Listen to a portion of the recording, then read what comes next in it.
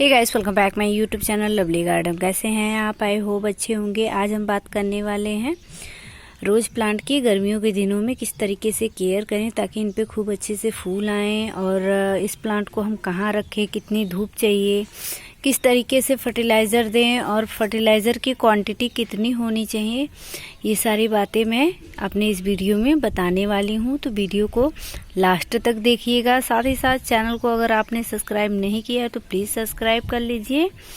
तो गाइस, जैसा कि समर स्टार्ट हो गया है, मार्च चल रहा है, आज मार्च की 6 तारीख, और हम सभी को पता है कि सिर्फ इन दिनों में देसी रोज पे फ्लावरिंग होगी, इंग्लिश रोज पे फ्लावरिंग आनी बंद हो जाएगी। तो देसी रोज की केयर किस तरीके से करें। कुछ लोग कहते हैं कि मैम मेरे देसी रोज में एक भी फूल नहीं आ रहा है, ब्रांचेस तो अच्छी अच्छी निकल रही है पर फूल नहीं आ रहा है। तो ऐसा भी हो सकता है कि आपने अपने प्लांट को ऐसी जगह पे रखा है जहाँ पे उसे धूप मिलती ही नहीं है, इसीलिए उसमें फ्लावरिंग नहीं आती है। मैंने भी बचपन में एक रोज प्लांट लगाया था नीम के बड़े से पेड़ के नीचे, जहाँ पे वो बढ़ता तो खूब था पर उसमें फ्लावरिंग न के बराबर आई, और मैं बहुत दिनों तक उसका वेट की। और मुझे तब उतना पता भी नहीं था, मैं बहुत ही छोटी थी, 5-6 या यूँ कह ले कि 8-9 साल की थी। तो प्लांट लगाने का शौक तो यूँ तो मुझे बचपन से ही है, बट केयर बाद में करना मैंने सीखा। जब हम प्लांट को लगाते हैं और उसकी स्वभाव को जान लेते हैं तो उस पर हम काबू पा लेते हैं और उसका केयर करना स्टार्ट कर देते हैं। तो गाइस, सबसे पहले बात कर लें इसके धूप देने की। तो इन दिनों में गर्मियों में तो इतनी ज़्यादा तेज़ धूप होती है कि इतनी तेज़ धूप की ज़रूरत किसी भी प्लांट को नहीं होती। तो आप अपने रोज़ प्लांट को या तो ग्रीन नेट में रखिए या फिर ऐसी जगह पे रखिए जहाँ इसे सुबह की धूप या फिर शाम के कुछ घंटों की धूप मिल जाए, इतना बहुत है। क्योंकि इन दिनों में गर्मी की वजह से हम शेडी एरिया में रहते हैं तो भी थोड़ा सा उसका जो धूप का गर्मी हमको लगता रहता है। तो बस वही गर्मी इस प्लांट के लिए ज़रूरी है, न कि पूरे दिन की धूप। एंड अगर आप चाहे तो अगर आपके पास ऐसे बालकनी है या फिर बरामदा है तो वहाँ पे भी रख सकते हैं। रोज़ प्लांट खूब अच्छे से फ्लावरिंग करेगा। सेकंड गाइस, इस प्लांट की प्रूनिंग बहुत ज़्यादा ज़रूरी होती है, लेकिन प्रूनिंग इन दिनों में हार्ड प्रूनिंग नहीं की जा सकती है, सॉफ्ट प्रूनिंग। जैसे ये यहाँ से एक कली लग रही है जो कि बहुत ही छोटी है, ये अच्छे से फ्लावरिंग हो जाएगी, तब तक ये ब्रांच भी कुछ मैच्योर हो जाएगी। तो ये खिलने के बाद मैं इसको नहीं इसकी गिनती नहीं करूँगी, 2-3 पत्ती नीचे से सपोज यहाँ से कट करूँगी तो ये जो चौथी पत्ती है उसके नोड एरिया से एक नई और हेल्दी ब्रांच निकलेगी जिसपे कि नेक्स्ट टाइम फिर से फूल लगेंगे। तो इस तरीके से आपको सॉफ्ट प्रूनिंग करनी है, ना कि हार्ड प्रूनिंग। जो मोटी मोटी ब्रांचेस होती हैं प्लांट की उन्हीं को कट नहीं करना है, सिर्फ आपको फ्लावरिंग के नीचे की 3 से 4 पत्तियां कट कर देनी है। और जैसे ही आपका फूल खिल के मुरझाता है, ये काम आपको तभी करना है, क्योंकि फूल खिल के मुरझाने के बाद ये वाला हिस्सा आपको दिख रहा है डोंडी के नीचे वाला, इसमें सीड तैयार होने लगते हैं जो कि किसी काम के नहीं होते हैं, और ये प्लांट की एनर्जी को खींचते रहते हैं। और प्लांट को जो भी फर्टिलाइज़र देते हैं हम, वो इसकी सीड मैच्योर होने में लग जाते हैं। अगर इस चीज़ को हम कट कर देंगे तो जो ब्रांच निकलेगी वो जल्दी निकलेगी और उस पर नई कलियां आएंगी। और गाइस, बात कर लें इसे फर्टिलाइज़र देने की, तो ऑर्गेनिक चीज़ें तो हम सब हमेशा देते रहते हैं, लेकिन विंटर में जब भी आप कोई फर्टिलाइज़र दें, ऑर्गेनिक या फिर केमिकल फर्टिलाइज़र, तो उसकी क्वांटिटी थोड़ी सी कम कर दें। खासकर केमिकल फर्टिलाइज़र की क्वांटिटी कम कर दें।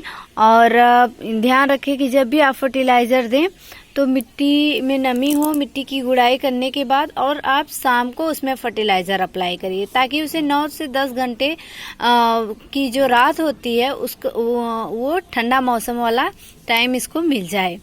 क्योंकि अगर हम फर्टिलाइज़र केमिकल देते हैं तो उसमें तो थोड़ी गर्मी होती है, और दिन भर की तेज़ धूप की गर्मी से प्लांट की पत्तियां बर्न हो सकती हैं। तो फर्टिलाइज़र जब जितने भी फर्टिलाइज़र, सपोज आप विंटर में 1 चम्मच बोन मील डालते होंगे इसमें, तो इन दिनों में आपको आधा चम्मच डालना है, वो भी शाम के टाइम, या फिर अगर आप DAP डालते हैं तो वो भी कुछ ही दाने डालिए शाम के टाइम, और इस पे खूब अच्छे से स्प्रे कर दीजिए स्प्रे बॉटल से पत्तियों वगैरह पे, और मिट्टी में भी नमी होनी चाहिए। और गाइस बात करें इसे रखने की, तो इसे आप ऐसी जगह पे रखिए, जैसे मैं बोलती हूँ कि बड़े बड़े प्लांट के अंदर छुपा के मैं अपना प्लांट रख देती हूँ, तो ऐसा भी मैं करती हूँ कि इतना स्पेस उसमें छोड़ती हूँ कि उसमें अच्छे से हवा मिलती रहे, रूट को हवा मिलती रहे, प्लांट को हवा मिलती रहे। एकदम से प्लांट को पास नहीं रखती हूँ, थोड़ी सी स्पेस उसमें होती है, क्योंकि स्पेस नहीं होगी, हवा नहीं मिलेगी तो रूट अच्छे से डेवलप नहीं होंगे, प्लांट अच्छे से हेल्दी नहीं रहेगा। तो इस बात का भी आप ध्यान रखिए कि इसको ऐसी जगह पे आप रखिए जहाँ पे इसको ज़्यादा धूप भी ना मिले, लेकिन हवा इसको कंटिन्यू मिलती रहनी चाहिए, क्योंकि जिस तरीके से हमें आपको ऑक्सीजन की ज़रूरत होती है, उसी तरीके से प्लांट के अच्छे हेल्थ के लिए उसकी रूट को भी ऑक्सीजन की ज़रूरत होती है। और गाइस बात करें इन दिनों पानी देने की, तो पानी तो विंटर में हम लोग पानी देते थे तो बहुत ज़्यादा धूप भी नहीं होती थी, कोहरा रहता था, तो पानी तो सूखने का नाम नहीं लेता था, जिसकी वजह से कि हमें 2 या 3 दिन के अंतराल पे वाटरिंग करनी पड़ती थी। बट अब ऐसा नहीं है, इन दिनों में हमें अपने प्लांट की मिट्टी को ज़रूर चेक करना चाहिए। बहुत ही ज़्यादा गुलाब की मिट्टी को ड्राई नहीं रखना है हमें, उसकी मिट्टी में नमी बनी रहे, उसके बाद हमको पानी दे देना है। और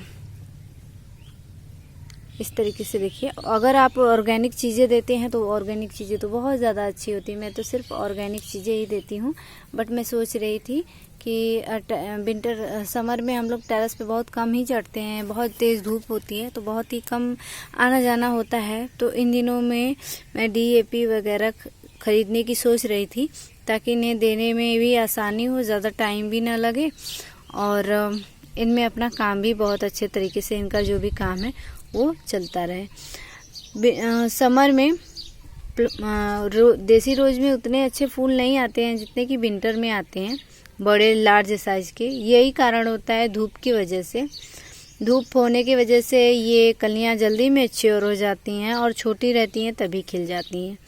तो होप करती हूँ गाइस आपको ये वीडियो ज़रूर पसंद आएगा। वीडियो पसंद आए तो इसे लाइक करना ना भूलें, अपने फैमिली फ्रेंड्स के साथ इसे ज़रूर शेयर करें, और इसी तरीके के अच्छे वीडियो देखने के लिए हमारे चैनल लवली गार्डन को ज़रूर सब्सक्राइब करें। Bye, have you nice day.